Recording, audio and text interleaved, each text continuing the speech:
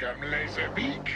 Unlike some of my other warriors, you never fail me.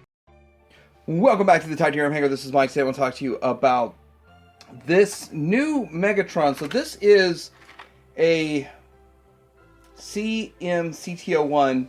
This Megatron is basically a core class, Legends class from 2013, but now it's sort of being remade by another company. And the thing about it is that Shozi sent out a sample so I can take a look at it. But the most important part is that it is actually the last Walter P38 that is getting made by Hasbro, because they can't make the gun now. Back in 2007 they made kind of a neon color Nerf gun with classics, that kind of look to it.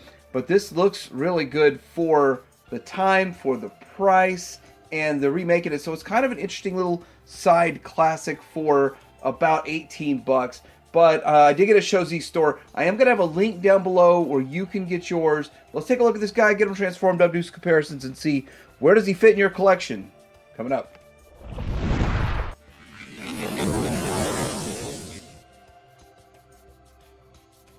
Here's the packaging. Yours is going to come in a box, but the samples went out just like this. So no big deal, but little trays to put all the little accessories to.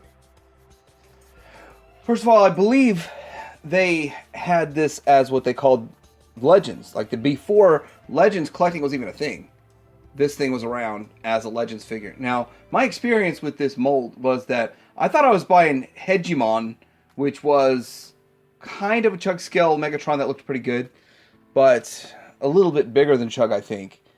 But I ended up buying this. I didn't know what I was buying, and I got it. I still thought it was kind of impressive. But the weird thing is they were selling for, I think, like 10 bucks or something like that back in 2013 for the official one.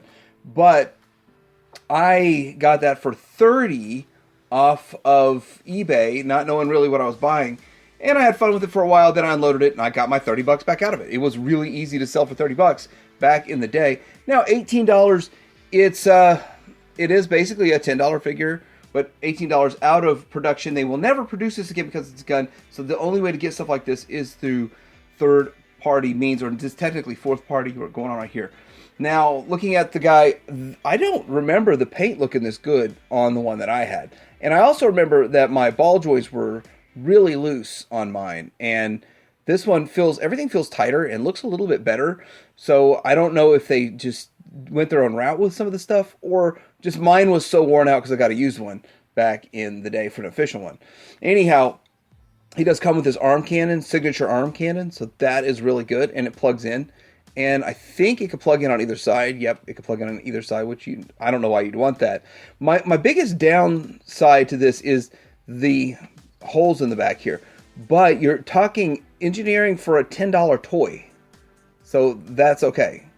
But he does have his signature rear cannon kind of thing, how the barrel of the gun goes to the back, and that is so signature Megatron. And for it to be just like some cheap little thing for kids to play with, it was really pretty close to accurate, and it's one of the better looking ones. And of course, if you want to really nitpick, there is a ball joint that's visible, and it's got molded hand / back of the gun syndrome. But overall, I think the designers did a good job on this the first time for a $10 figure. Now, I don't remember these accessories, so I'm wondering if they just made them up and put them in, or if this really did come with it, because mine didn't have any of these accessories. I just had the scope, or his cannon. Let's see here. We've got the energy mace, which is quite obligatory energy mace. And then we have right here, you can plug it into this hole, which is the same place that you could plug in the cannon, and the same, I'm not sure what millimeter port it is, so I don't want to speak on that, but you just plug it in there, which I'm not able to see it with all the shadowing. There we go. And you've got yourself a Laserbeak on there. I didn't have that accessory back in the day, so I don't know if that's a new add-on, or if it originally did come with it, just, mine didn't because I bought a used one. Anyhow, still kind of cool stuff. And it's interesting for it. Where does it fit in your collection? Well, let's do some articulations and comparisons. We are going to articulate with Laserbeak on it and stuff, so head goes down. It can go all the way down and side to side. You can get that side-to-side look. You can look at Laserbeak. 360 in the shoulders because it's all a ball joint. It goes out past, nope, straight up the 90. Same ball joint going on at the, there was no double joints back then, but I don't think many Legends get the double joints. Nothing at the hand. He can do this because of transformation. Then waist swivel, no ab crunch. You can fake an ab crunch with the hips. And then out to the 90, past the 90 in the rear. So he's getting ready to do some walloping kicking. And then thigh swivel, knee. Because of the thing people are probably going to hate the most, the open back there, they get quite a bit of range for your kicking and for your knee. So that's pretty good. And nothing at all for your heel spur. Again, this was made to be a $10 toy for kids on the toy aisle. But, I mean, I think this far blows away most anything that they're making for the $10 price point these days. Oh, they're $12 price point these days. I know this guy here costs $18. So let's get a little bit of comparisons going on here with Legends. It's a little short for Legends for the most part, but still, it would work in some cases, some scenarios. I think this would be kind of a standalone thing on your own if you're just wanting to have something to flip back and forth to a P38 and back. So anyway, this, you could tell the difference between what's an $18 figure and a $50 to $70 depending on the release. But I want to dust off the old New Age one.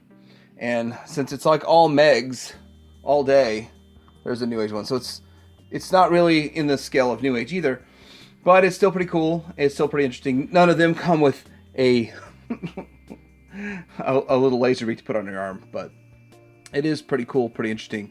Something a little bit different, but yet the same because it's old. So he's taller than one of the reflector figures, so that works. That gets the job done there. And so he can work in some scenarios anyway, just kind of giving you an idea of height and scale and all that good stuff. Now on to the transformation. I'm going to pull all this stuff here off. Now you can leave this on if you want. I'm just going to take it off to make it a little bit easier. We're going to fold the head down, so that's an easy one. We are going to open up this front flap, and then this is going to come around, and so we need to get this part here out of the way and straighten it up. This arm's going to come over here, and we want to line it all up the same as with this other side, and then double tab it in, and then we can close this back up. Then we're going to bring this around. We need to fold this around to form kind of the base of all this. This folds around to here and goes up into there. And I'm wondering, why is this? Let me open this back up and figure out why this isn't just going right into place. Probably need to have this arm out of the way when you put this into place, and it should tab in. Just tab right there. Should tab in to that. Then you can close this back up again. Small little step there. Then we do this with the legs to make the handle.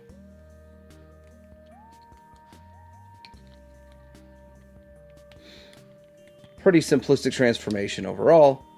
But you got to think about the time this came out, like in 2013 or 12, 11 or something. I don't know the year when it first was originally made. That it was different. It was a little more on the complex side for a $10 Hasbro release. And there we go in its form and greatness. Now you can't store that stuff, so you got to put it aside. Let's take a look at this guy. So for a while there, I was having a Bruticus hold it just because. And then I sold it off. I just got my money back out of it because I moved on to more sophisticated Megatrons and stuff down the road. But it still was an interesting item. It really is still kind of cool. The last of the P38s, the Walter P38s that they made from Hasbro, and we won't see it again. One eyesore, and there's just no way around it, is this gap right here and gap right there. And I have to tell you, the first time I transformed it, and I looked online to see if I did it right. And, oh, yep, that's the same gap it has in there.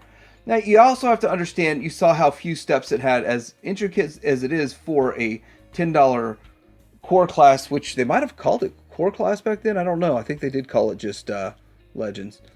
That it's still kind of a simplistic transformation, the lower part count and all that kind of stuff.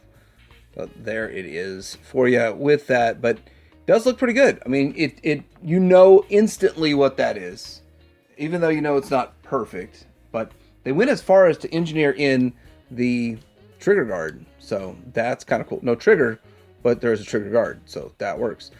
The handle is ridiculously big, but again, they're just turning the legs into the handle, which they could have made it. I think they could have made it a little thinner and just made the legs a little thinner. Or they could have made it thinner, like engineered a little flap system so that the legs are thinner in the bot mode and the flaps cover the holes in the back. But still, that would have added more cost and more engineering and more time. And that's not what they're trying to do here. They're trying to replicate this thing exactly as it was. But anyway, there it is. It is Megatron. Not sure what to compare it to. G1 Dinobot there. We have a G1 version of Warpath because I've recently used it. And then we have a few other Magic Square cars to kind of get an idea of size and scale. And then we can throw in the Megatron here. So getting an idea of size and scale, hopefully this helps. But I think it's even a little bit too big for maybe a Masterpiece Combiner to hold. But I did pull it off on my Bruticus. So my Zeta Bruticus held it for a long time. It was still pretty cool. I'm not sure if I'm even going to throw this in the video, but I'm going to transform it back. Just see how long it takes to transform this puppy back to its form. And I guess I'm not in any speed transforming competitions here because I probably wouldn't win those, but there we go. Push this back. Get the legs so he can stand. Get his arms so he can move. Yeah, so going back is much faster and easier than going forward. And yes, you can leave that on. Yeah, I probably will include this footage. Fast and easy. It says 44 seconds. All right, so what do I think about this guy? I think that he looks pretty good. I mean, better than I remembered him. I remember being really overly critical of him when I got him, and that was with the first original release. I think they've made some improvements in the paint, and this definitely feels solid. Like the joints are more solid than the one I had in the past, the official one, which was probably just worn out. But the look of it looks good. The colors look good. The differentiation in the grays and silvers. I think this is a very superior product to the one that Hasbro put out. And I don't remember these extra accessories coming with it, so that's pretty cool. Does it fit in your Legends collection? Probably not, but is it something fun to have to flip back and forth in 44 seconds? Yeah, it is. I'm glad I've got it, and I've got a link down below where you can get yours from Shozy Store. Remember, TH reviewer code helps the channel out. Let me know what you guys think about this. Like and subscribe, and Teddy Hanger out.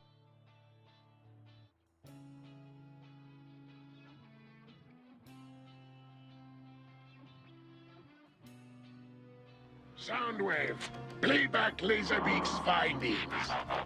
As you command, Megatron.